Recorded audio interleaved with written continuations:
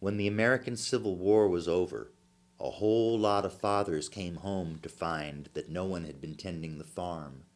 And not only weren't they going to have a crop this year, they were going to have to pull out all those small saplings first. So they picked up a hoe and they went door to door and they knocked on their neighbor's door and they said, "Excuse me, neighbor, we're having very hard times and I'm wondering if you can use a hoe boy in your garden to do some work. And perhaps you could reward me with a plate of food or a few coins because we're very hungry and times are hard."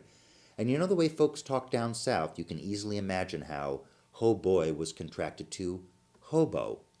Well, the earliest hobo songs are collected in the 1890s, and one of the best books on the subject was published in 1930, George Milburn's Hobo's Hornbook. And if you can find it at your library, it's a 400-page tome collected in the late 20s of all the great hobo lore and poems and songs. And you'll find this one in it. It's credited to somebody by the name of A.L. Kirby. This and Jay Gould's Daughter are among the two oldest of the hobo songs we have. Let me sing it for you now, the one that they call The Hobo's Last Ride. In the Dodge City yards on the Santa Fe stood a freight made up for the East.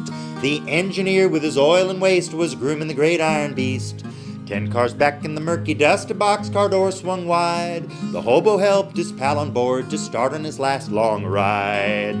The lantern swung, the train pulled out, the engine had gathered speed. The engineer threw the throttle wide, locked to his fiery steed. 10 cars back in the empty box, the hobo rolled a pill. The flare of the match showed his partner's face, stark, white, and deathly still. As the train wheeled along on the coupling joints, a song to the rambler's ear. That hobo spoke to that still white form, his pal for many a year. Now it's a mighty long time we rambled, Jack, with the luck of men who roam. Backdoor steps for a dining room and a boxcar for a home. We rambled down on the eastern route, the tops of the Chesapeake, and rode that Leadville narrow gauge in the days of old Cripple Creek. And we rambled down through sunny Cal on the rails of the old SP. And all you had through good and bad, well, a half belonged to me.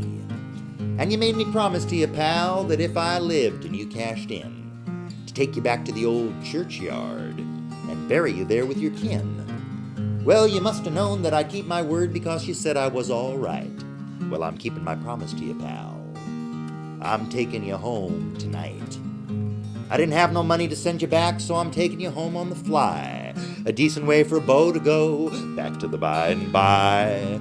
As the train wheeled along on the ribbons of steel, straight through to the east it sped. The engineer in his high-cap seat kept his eyes on the rails ahead. 10 cars back in the empty box, the lonely hobo sighed. For the days of old, his pal so cold had taken his last long ride. For the days of old, his pal so cold had taken his last long ride.